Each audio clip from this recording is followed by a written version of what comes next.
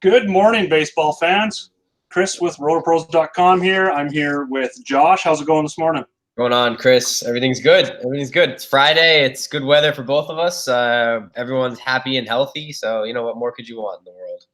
Yeah, it's absolutely beautiful up here in middle of nowhere, Saskatchewan. It's actually about 30 Celsius, high 80s, high 90s in the Fahrenheit. So it's pretty good up here in Canada as well. So we've got an awesome slate tonight. We've got 14 games. So we're not going to talk about the one early game. I believe it is the Cubs going off. Yeah, San Diego, Chicago this afternoon. High total, wind blowing out. If you want to play some showdowns, definitely get in there. I'd just jump on the bats kind of on both sides just because of the way that wind is. I'm more on the Cubs, but we're going to concentrate on the 14-game main slate. If you're not a RotoPros member, make sure to get over and check out what we have to offer. RotoPros.com. We've got free trials for our weekly, monthly, and yearly subscribers.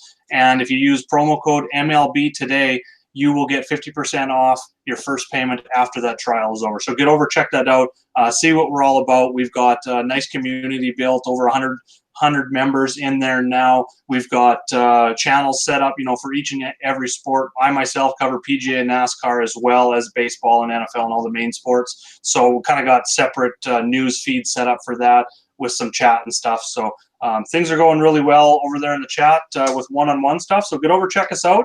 With that, let's jump into the 14-game main slate tonight. So we'll start with some weather. Weather has been just absolutely crazy lately. Weather sucks.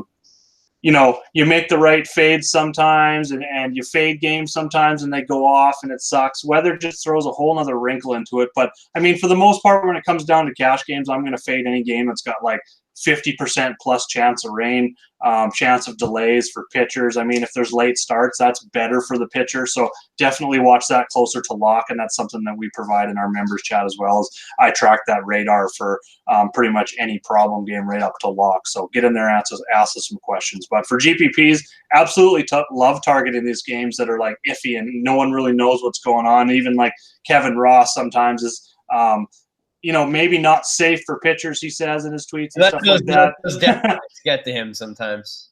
Yeah, so definitely love targeting those for GPP because you can get some low ownership out of those games sometimes. So pay attention to weather tonight. The three biggest games are Toronto at Detroit, Washington at Atlanta, Oakland at Minnesota. Those are the three biggest problem games, 30 to 60% chance. That's going to change throughout the day. So we're just kind of giving a quick overview here. And then there's two more games that I've got labeled as a 2 on my sheet right now, which are about, right around that 20 to 30% chance of rain. It's Kansas City at Cleveland and Colorado at New York. Right now, I am absolutely not fading any of these games. I'm just going to monitor that Detroit, Atlanta, and Minnesota situations.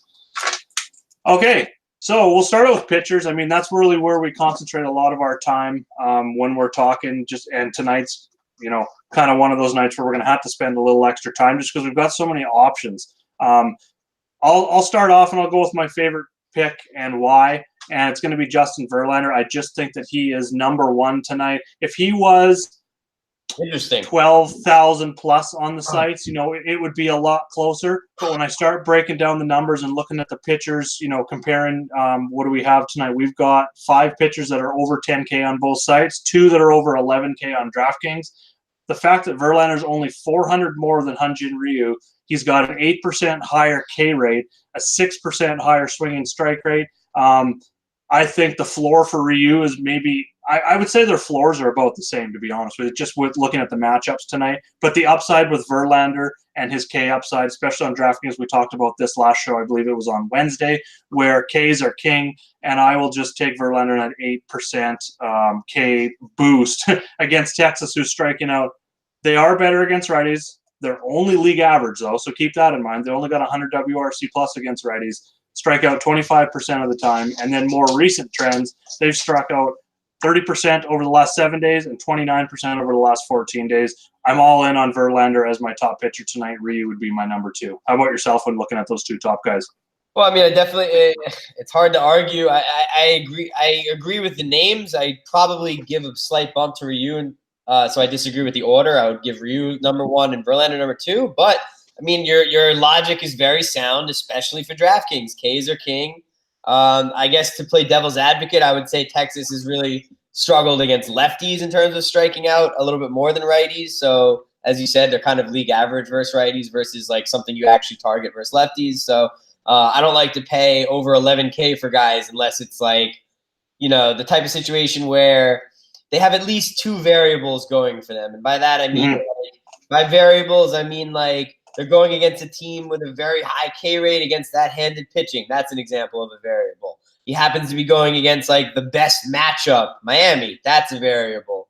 Maybe the pitchers, there's something special going on. Like, special is an interesting word, but like the Tyler Skaggs situation where, Felix Pena just came in and dominated and the whole team kind of played above their skill for a night. Like things like that. Narratives, yeah. I'm willing to pay. But 11-4 Verlander seems a little pricey. Texas isn't horrible. He's faced them like 3 times this year, 2 times already. So I don't know. We'll see. It's a good night for it to pay up. But I also like DeGrom a lot too, honestly. DeGrom and Bieber are 2 guys that I think go a little bit under the radar because of well, maybe not DeGrom under the radar, but I think Bieber goes under the radar a little bit. And DeGrom's just the same situation as Syndergaard last night, but a little bit more expensive. So it's a night to pay up for pitching for sure, I think. Yeah. Interesting though when you look at like Toronto, Detroit, like Stroman, someone who's in a good position. And so's Jordan Zimmerman potentially. What do you think about him? He's bare minimum on DraftKings. He's 4,600, and at Toronto to start the year, he went 7 innings and got 24 points. So yeah. Before I get into Zimmerman, I want to touch on what you just said about DeGrom and Bieber. They were next 2 guys on my list. If you're going away from those top 2 guys, and I think both are great options. Don't get me wrong. Ryu is actually number 1 in my model on my sheet. Verlander is actually 5th. So I just prefer Verlander because of the K upside. Ryu versus Miami. Oh, I just wrecked something on my sheet. Sorry if anyone's following along there. There we go. Fixed it. Ryu, like I said, has a little bit less K upside, and Miami K is just like less than league average, only 20% versus lefties. So that's why I lean Verlander. But either, I would not argue with anyone that wanted to use either as their top guy tonight. But you get down into that next range, the low mid 10K range with Bieber and DeGrom. I favor Bieber here in this matchup. He's a minus 280 home favorite. Excellent combination is that he's got a high floor. He's averaging 6.2 innings per start, so he's going deep into games. Bieber's your guy. I know you love Bieber. Oh, I love it. 2 or fewer earned runs in 13 of his last 19 starts, 3 or fewer in 16 of 19 starts this season. Impressive 3.49 ERA. He's got the 3rd best xFIP in the league at 3.05. 32% K rate, so he also gives you that upside. 15% swinging strike rate. He's got tons of upside, high floor. Just because I'm going to Verlander in cash games tonight. As of right now, I have Bieber as a GPP play for me. He's going to be a secondary, like a pivot, and I agree. I think he's going to be a bit lower owned because I think people will go with one of the 2 top guys and then find a value guy in DraftKings for an SP2. And I think just because all 5 of those top pitchers are close, I think they're still on FanDuel going to go with a Ryu or Verlander. So both I agree with as a secondary play. When it comes to DeGrom, I'm a little more on the GPP side than Bieber, just because the Giants coming out of the All-Star break have been scorching hot. And these numbers are going into last night. I haven't updated them. I made my notes last night. Since the All-Star break, they've scored a league-high 62 runs. I mean, it's a small sample size. It's only a week. But the Dodgers are second with 50. So they've scored 12 more runs than anyone else. They're a lot better than they have been lately. DeGrom's an elite pitcher, don't get me wrong. I didn't go back and check each and every pitcher that they have faced in that time frame. But DeGrom is an elite pitcher. I 100% get that. But again, Bieber and DeGrom are both going to be those guys that I'm going to turn to as secondary plays that are going to be a little bit lower owned. Because I think your lineup construction, like I said, is going to be one of the 2 top guys and then a value guy. I like David Price a lot, to be honest. And then I agree with you with Stroman. He was next. I like David Price more than Stroman, truthfully. Price would be my top SP2. He's been a lot more solid, I think, than people realize. The points per dollar value under 10K has been amazing. Like, he has allowed 2 or fewer earned runs in 5 straight starts and 13 of his 14 on the season. I took out that one where he only went like 2/3 or something. I think he got injured. But 3.16 ERA on the season, 3.63 xFIP's backing that up. he kept the ball in the yard too. In an era now where we've seen like juice ball era is what I'm going to call it. He's only given up since he's given up 3 earned runs in his first start of the season. He's only given up 5 in his last 16 starts. Like that's just Stroman. No, Price. Oh, sorry. Yeah, okay. Yeah, and he's also operating with a career high 28% K rate, so he's having one of his best seasons. And I think he's been quietly having one of his best seasons. So I love him tonight in this matchup. So I'll definitely be looking at him. Stroman a little less, more of a GPP play, and just looking at obviously Baltimore struggles. They struggle equally against righties and lefties. Never mind. Yeah. And I'm not going to pay up for Stroman on DraftKings at 9K, but he's only 6,800 on FanDuel. You can load up on all the bats with Stroman as your FanDuel pitcher. And he faces a Detroit team that's pretty much last or second last with Miami in every single category, splits, last 7-14, season numbers, pretty much anything you want to look at. Detroit has been an absolutely terrible offense, 75 WRC plus versus righties and a 26% K rate. So I love Stroman on FanDuel as a GPP pivot to get all the bats. You can stack any team you want tonight. And then you had mentioned, who were you asking me about just earlier? He's on bare minimum on DraftKings. He is bare minimum. I 100% get that. I'm not a fan myself. I'm looking at 2 other cheap guys. I find the price with J.A. Happ very low tonight. Colorado hasn't been great. They obviously haven't been great on the road. It's a terrible park, but this price for Happ is what really the price just stands out. We've seen him as high as, I believe it was 10. He's been 10K on DraftKings. He's been in the mid 9Ks on FanDuel this season. I think it's a great spot for him just at this price. And we only need, we were talking about cash lineups and what you need to cash every night. And like 110 to 120 seems to be like the target zone for that's your min cash for DraftKings where you need to get to. That's only, I believe that is right around like 2.3, 2.4x. And Happ has done that. That's like 13 to 16 DK points. He's done that in 2 straight and 6 of his last 8 starts. So I think there's some safety there for cash games at his price to use him as an SP2 if you're paying up for one of those top 2 guys. And then the GPP pivot for me in that exact same price range is Tyler Mahle, which seems crazy because I've targeted it against him as a stack before. But St. Louis has been a below-average offense all season, 88 WRC plus overall. They've struggled even more since the All-Star break, 3.6 runs per game, 76 WRC plus. And Mahle's striking out, he's at 24%, which is just above league average. The xWOBA is lower than the WOBA. xSlug's lower than the slugging percentage he's given up. And his xFIP is a full run lower than his ERA. Rourke did good in this same kind of matchup last night against St. Louis. They ended up getting to the bullpen. They didn't get to Rourke. So Rourke had a good night. He went like 2x or a little bit more. So I think we can also get a 2x is 12 points on DraftKings. 3x is 18. So 2.5x I think is fully achievable for him on DraftKings. Yeah. Agreed. No, Wainwright. We're talking about Mahle, right?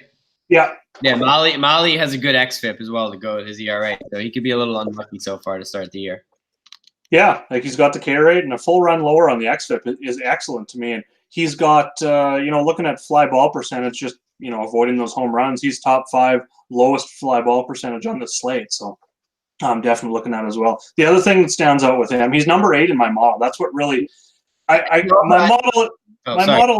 model isn't perfect. It's looking at a bunch of different things for pitching, but what it does for me, especially in the lower value ranges of pitching when I'm looking at it, is if I see a guy like Tyler Mahle, Cincinnati, he's 8th in my model on a 14-game slate of 28 pitchers. That stands out, of course. I'll dig in deeper and start looking at it, and he just kind of checked all the boxes, and especially like for safety, he's got the 4th lowest 8th lowest walk percentage on this slate, only 6% walk rate. So, the whip is low, so he's not walking guys. He's not giving up opportunities, and that's why he can maybe go a little bit deeper into games like this against a below-average offense. So St. Louis is mostly right-handed bats who he handles pretty well this year. His lefties have given him some trouble. Yeah, so definitely like that. Any other pitchers that you like on the slate? I went over, I think. I touched on all the ones that I'm liking tonight for sure. Sorry, I'm dealing with a customer. What'd you say? Can you repeat that? No more pitchers for me. That was the lowest I wanted to go. I'm going to pay up. For sure. So, yeah, kind of just in a review, looking at the pitchers here. We're looking at Verlander and Ryu as our top guys tonight, both of us. Josh slightly likes Ryu over Verlander. I'm Verlander over Ryu, but we're not going to argue with you. Either one you want to choose there. They're both in good spots. DeGrom and Bieber would be our next choice. And with weather, that really, we didn't talk about Patrick Corbin against Atlanta. It's not a great matchup. Weather's also a concern in that game, so that easily makes me go down to DeGrom and Bieber as my 2, 3, and 4 options. SB2, if you're paying up, you want to spend up on both your pitchers tonight. David Price, we talked about in a good matchup versus Baltimore. Marcus Stroman, more on FanDuel at 6,800, huge price differential there. Good matchup versus Detroit. Down on the low end, we talked about Happ, Melee, and Josh also likes Jordan Zimmerman. He's 4,600 minimum price. He's cheaper than at least 20 bats on this slate. So you don't need a whole lot from him, 9 points, and you're laughing with Jordan Zimmerman. So, and it's Toronto. So that's definitely the way we're looking at pitching tonight. So we're just going to jump over, talk about some teams that we like to stack, and then maybe a couple one-offs from those teams that we can target maybe in cash games. But like we talk about always, stacking in cash games even makes sense, especially now. We had this discussion in chat the other day, just with more scoring this year, more home runs, like a historic amount of home runs this season. You need more upside in your cash lineups as well. And I talked about this in hockey season as well. Scoring was up in hockey this season. We've seen a whole bunch of over-unders in the 6s and 6.5s for hockey, which is crazy. Well, now you look at baseball, it's transitioned where, there was maybe only the Coors slate where we'd see games in the 11, 12 range. Well, coming into tonight, I think there is, I'm just going to sort the sheet here. I know last night when I loaded the odds, right now there are, sorry for the radio silence, 12 teams projected for 5 or more runs. That's just ridiculous. So the point of the story is you're going to need some more upside, and we both love stacking in cash games. So when we talk about a team, we're really looking at the top 4 or 5 batters in the lineup when we're talking about stacking. If there's any specific players, we will definitely bring them up. But that's kind of where we're looking, and you get a lot of – the higher you are up in the lineup, obviously, the more at-bats per game you're going to get. So that's kind of where we bump the value in cash games. I'll take more chances on guys down in the 7, 8, 9 order when it comes to GPPs and stuff. But we also talked about if you're stacking a team like, let's say, the Yankees tonight, who I'm going to just transition right in and talk about. Their 6.5 implied runs tonight. They top the charts. They're a very expensive team. They've got a lot of very expensive bats. So if you're going cheap pitching, you can target those expensive bats, but you can also attack the Yankees by, we talked about this the other day, with the Yankees going down in the order. They're one of the deepest lineups in baseball when it comes to talent from top to bottom. Like when you're running projected lineup of Edwin Encarnacion, Gleyber Torres, Gio Urshela, and Brett Gardner as your 6 to 9 hitters, that's incredible at the bottom of the lineup. So there's a lot of value down there as well. So if you're making pivots and using expensive pitchers, don't just throw Yankees out of your player pool. Go down the lineup and get some value of those guys near the bottom of the lineup. And Houston's another one that maybe stands out in that regard. Boston a little bit. Pretty much these teams with high payrolls and a ton of big bats. So that's just some strategy talk here. But yeah, back to the Yankees. I love targeting the Yankees tonight, not just because of the implied run total. Obviously, when you look at that, they're going to be very popular. But the best hitters park on the slate for power, 6th best for run scoring, and I look at like a 3-year rolling average when I do park factors on my sheet, so keep that in mind. They've been better against righties, but they're facing a struggling Kyle Freeland. Here's some numbers on him. He's given up 17 earned runs in his last 3 starts. For the season, sits with an ugly 7.39 ERA. And while the xFIP is 2 runs lower, it's still 5.34, which is well below average. Not good at all. He's given up multiple home runs in 2 of his last 3 and 5 times in 13 starts this season. 20% home run to fly ball rate. He has trouble with walks and hits, like a 1.6 whip. Anything over, I start looking at 1.2 when I'm stacking. Any pitcher that has a whip, which is walk, it's pretty simple, walks and hits every inning pitched. So any pitcher over 1.2, especially start getting into the 1.5, 1.6 range like Freeland, he's giving teams a ton of opportunities to get out there and score runs against them, just because he's pretty much giving away bases for free when you're talking about that. So Yankee, I don't know how deep he's going to go, but the Yankee Stadium is really good for lefties, obviously, and then we start looking at like the Indians park. That is really good for lefties versus righties as well. I'm going to share a link here. Just looking at last season, I'm going to share this in the chat. It's actually ballpark factor, which you can go off my sheet, but I wanted to break it down a little bit further and look at handedness. What parks are good for lefties, which ones are good for righties. Found that on Fangraphs looking at last season numbers. I'm going to share that in chat for you. Eventually, I'm going to add it to the sheet as well. But for now, I'll just share that link with you. So definitely like the Yankees. Who's your top stack maybe outside the Yankees? Oh, well, you got me on the Yankees. That was going to be sold, yeah. That's a lot of people. Cleveland is, just right there with them in implied runs tonight. Who's pitching? Oh, Mike Montgomery. Yeah, Mike Montgomery sucks. So Cleveland righties should smash him around the park tonight, I would say. Even though Cleveland's been a little bit better versus right-handed pitching than left-handed pitching, they're at, a third of a run less implied than the Yankees tonight, and they've been on fire over the last 2 weeks. So, 127 WRC plus, 367 WOBA, 256 ISO. Cleveland's been on a tear. They're making a push right now in their division. Terry Francona's got a lot of experience. He's a second half guy. They're all healthy. They're playing for Carrasco now too. He's got cancer, so he's gonna be okay. But stuff like that always unifies a clubhouse. I'm sure they're gonna want to I think Carrasco's aiming to try and come back at the end of the year and playoff time or something. So I'm sure that is a little extra motivation to make sure they're there, which means that they're really focused, and little things like that just help. They motivate teams for sure. You play sports in your life, you know what it means. Even if you're in the high school level or the college level, whatever it is, being a part of a team, you're already unified if you're a good team. So to have any sort of extra motivation like that is just plus when you have a good manager that knows how to really use that. I like Cleveland a lot tonight.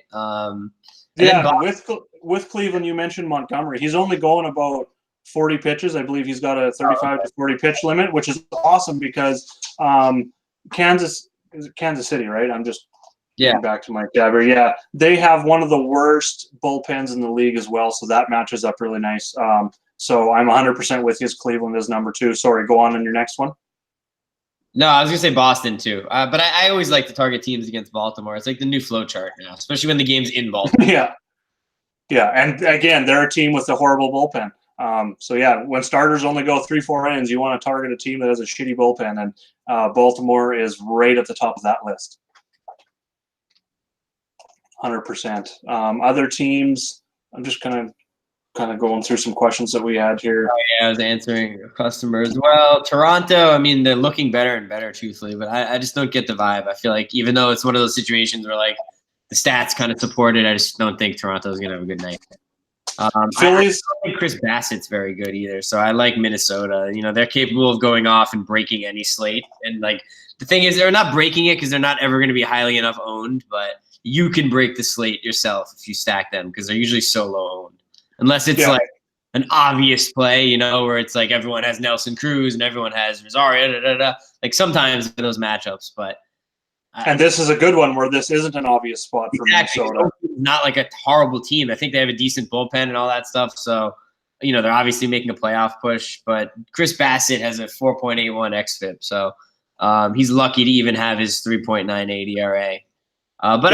His average exit velocity and stuff like that's low. It's 86, and hard hit rate's 31. So he's got decent numbers. So it's not Minnesota. Let me just put it like this: Minnesota's done a good job this year of kind of destroying pitchers that you wouldn't necessarily have thought that they would destroy. So Chris Bassett is not exactly an overpowering arm, and that's someone who I could see being vulnerable in Minnesota to a barrage of home runs potentially. Yeah, I agree with you there. And like you mentioned, the Athletics bullpen, they're top 8 overall in the season when looking at bullpen ERA. So definitely do so much if you get knocked out of the game in the second inning. So, and just kind of looking at Bassett's splits, not too bad. Obviously, as a righty, he's been a little bit worse against lefties, especially in the power department. 1.8 home runs per 9 versus lefties, and only a half a home run per 9 versus righties. So there's a huge split there when it comes to that. And he also walks a ton of lefties as well. So if you're going Minnesota, I would more or less go definitely target those left-handed bats in the lineup for sure. So I'm 100% on you or with you there on them. Phillies stand out. I think they're going to be low owned tonight. They're, looking at my sheet, they're in a terrible park in Pittsburgh. That's terrible for hitters. 26th in home runs, 21st in overall run scoring. But they're facing Jordan Lyles. That's what I really like about it tonight. They're going to be, I think, a bit low owned because of the park factor, because the Yankees in Cleveland, Boston, Minnesota, Milwaukee, who I'm going to talk about here in a second as well. But Lyles has given up like 3+ earned runs in like 7 straight starts. He's given up a home run in 6 straight starts. He walks a lot of batters, so the whip is really high. So he gives teams a ton of opportunities. And looking at his splits is the next thing that I dug into, and he is absolutely terrible against lefties. The splits versus lefties and righties: 403 WOBA to lefties, 284 to righties, 571 slug to lefties, 398 to righties. He's given up 6 home runs to both sides, but again, faced a lot less lefties. Obviously, the sample size is always going to be a little bit smaller when looking at that. 1.9 home runs per 9 to lefties, 1.2 to righties. And then you look at the hard contact as well, about 38-39% versus both. XFIP's at like 2 runs higher versus lefties. So I love the Philly lefties tonight. So Harper seems really underpriced to me, especially looking at DraftKings. I know he's not consistent. He's not going to hit for average, but he's got a ton of power, and that's what we're really looking for is power. So Harper definitely stands out to me as the top bat in that lineup. They don't have a lot of lefties, and it all depends what they do with Cesar Hernandez tonight. He's been a little bit up and down, up to the top of the lineup and then down to the bottom of the lineup, switch hitter as well. So I'll definitely be looking at him, probably lock him in if he goes up back to the leadoff spot tonight. Rookie Adam Haseley, you could definitely punt with there. He's a lefty if he's back in the lineup. He's going to be down in the order, but he's only 2,200. So if you need a punt spot, if you're going more stars and scrubs tonight, paying up for a pitcher and you want a couple big bats, definitely think about maybe punting in that spot as well. I agree with that. Valid assessment. Is there anyone else you're targeting offensively that you think is a little under the radar tonight? I don't think Milwaukee's under the radar ever, just with Christian Yelich. I mean, they're in Arizona, so they even get a little bit more of a park boost there. And Taylor Clark has been terrible. Like, he's 6.21 ERA. The XFIP's 5.82, so it's very, very close there. 1.6 whip. He gives up 41% fly balls and an 18% home run to fly ball rate, over 40% hard contact. Everything lines up there for targeting against Clark. He's given up home runs in 5 straight, multiple home runs in 3 of those 5 games. So he's got everything I'm looking for to target. Milwaukee is going to be popular. 100%, they're one of those teams that is up there 5+ runs. I think that I forgot to mention that I'm seeing now that I really like. Okay, go ahead. I'm done with Milwaukee. I'm a big fan of Brendan McKay tonight. Oh, yeah. I forgot he was starting. They announced that this morning. They're always a little late with that. I didn't see that until now, but the White Sox definitely have a high K rate versus lefties, right? Yeah. Yeah, and he's been very good to start the year. So I don't know what his price is off the top of my head. I don't have it in front of me. What is he? Give me just a second here.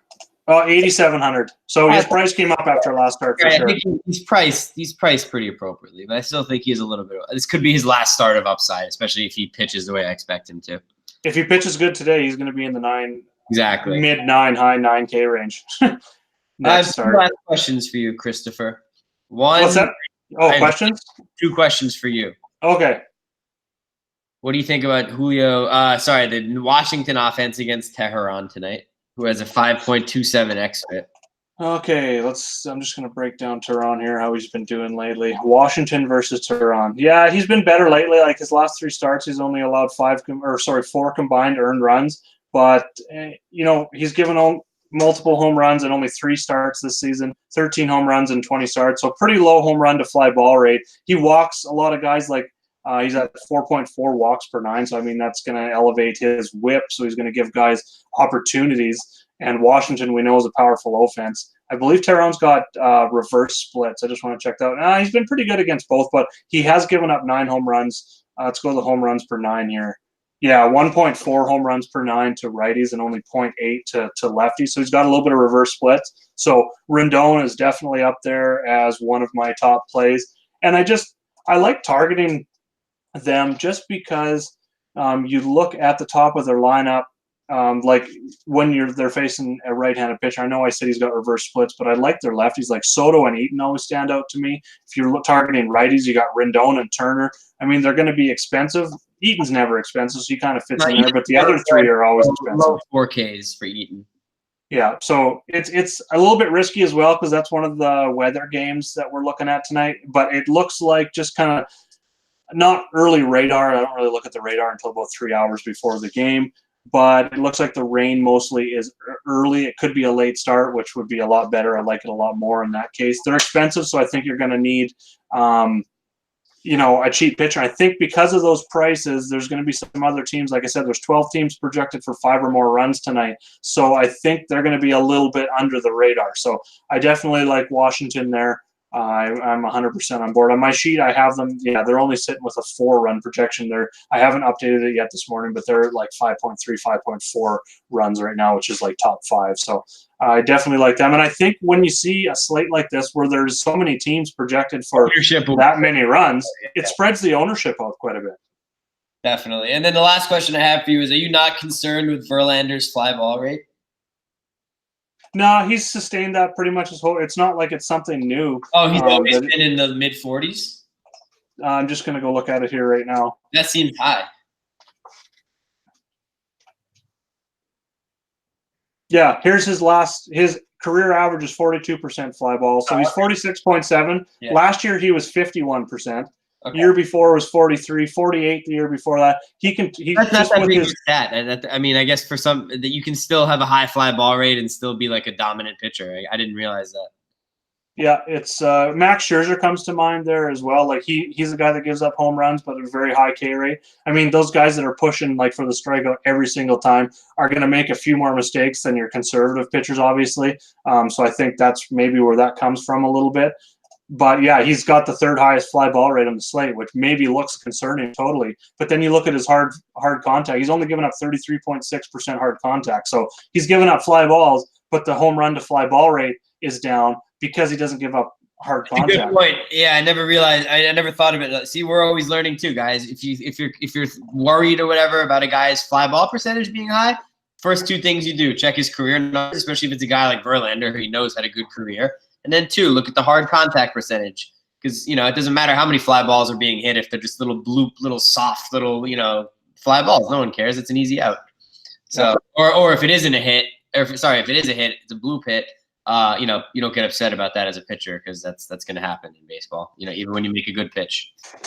And that's something that we can learn just overall, not just about fly ball rates. That goes with any stat in MLB. That's the way I look at it is if I see something, and I color-coded my sheet, so obviously bright green is going to stand out when you're looking at stats, and red's going to be like warning signs going off in your head.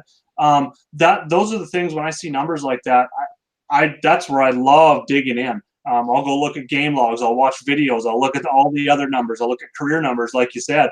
I'll go all those things, and really, I want to know the story. I want the answers to the whys, and the why there was why is his fly ball rate so high, and is it sustainable? And we want to train you guys to do this on your own. And when you start doing those things on your own, you don't need any service.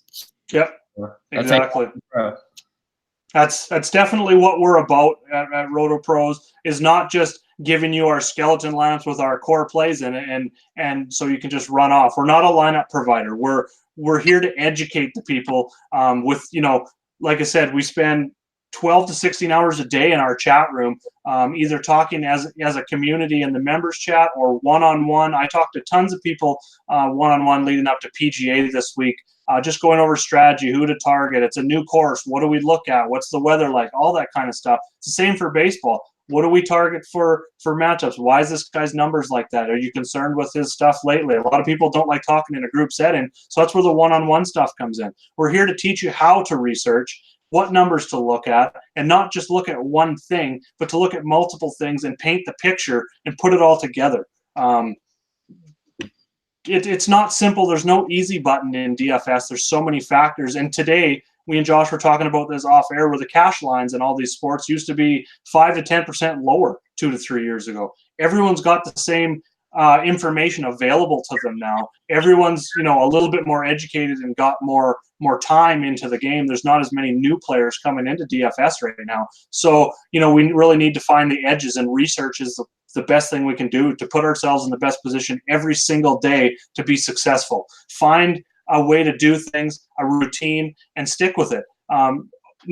You're going to have to make adjustments over the long term, but you need a big sample size of, okay, I'm going to do things this way and I'm going to research this way. And if it's not working over a week, 2 weeks, look at it and adjust it. One thing that I would suggest people start doing is not just researching into the game, playing the game, and then shutting off DraftKings, checking it when the game's over, whether you won or lost. No, do more. Go look at the guy that got first place in that GPP. How did he build his lineup? Reconstruct it, like break his lineup down and kind of go, okay, he probably chose his pitchers first, and then he wanted this stack, and then he filled in with these guys. Break it down and reverse engineer. I'm actually going to do some video series breaking down lineups in all sports, whether it be NASCAR, whether it be PGA, MLB, NFL. I don't think you're going against people playing one lineup. You know. Exactly. We're going against lots of people. So when you do that, if you see a guy that won, obviously you're going to recognize some of the big names, like Testosterone. I believe it used to be one that was a lot of GPPs. He was up there. I can't think of a lot of the names off the top of my head here, like Osimo and stuff like that. If you start seeing them and you see that they're making multiple entries, even open up 5, 10, 15, 20 of their lineups and see how they're building their cores and how they're spreading out and mixing in those other guys. There's so many ways to learn that, you know, it's endless. I literally 16 hours a day, I could sit here for 20 hours a day and research just baseball alone and strategies and looking at other people's lineups and how they construct and making notes and finding new ways and new things to look at. So that's what's exciting for me. And that's what I really want to bring to Roto Pros in the chat. And you do too. You're awesome getting in there. We're both in there all the time. Like we have a very small core group, you know, me, you, and Harris. And me and you covering the content. So it's the two of us working together, and I think we make a great team. And just, I guess what I'm getting at is get over to Roto Pros. We're willing to help you guys out. So thanks for joining us on these videos, giving us your feedback, because that's what's important. What you guys want to see is what we want to give you. Yeah, we're authentic. We're here to help. Chris is, you know, as you can see, we're very passionate about it. So. We're real people. We're not robots. Yeah, and when you sign up, you get us. You're not getting like people who work for us. So. Yeah, exactly. So that pretty much concludes it. I got no more questions I'm seeing here. You know, if you want to go back and watch the video leading up to lineup lock, definitely do that. Like I said, it's a 14-game main slate. Starts at 7 p.m. tonight. And if you're not a Roto Pros member, get over to rotopros.com. We've got free trials going on right now for weekly, monthly, and yearly subscriptions. And if you use promo code MLB when you check out, after you're done your free trial, you get 50% off your first payment. So go check that out. It's great value. It's already a low price, so it becomes even lower using that promo code. So get over, check it out. Thanks for joining us, Josh. Thanks for joining me. Thanks, Chris. Let's go figure out this weather here later today and build some more winning lineups. Join us in the chat. Thanks, guys. Cheers.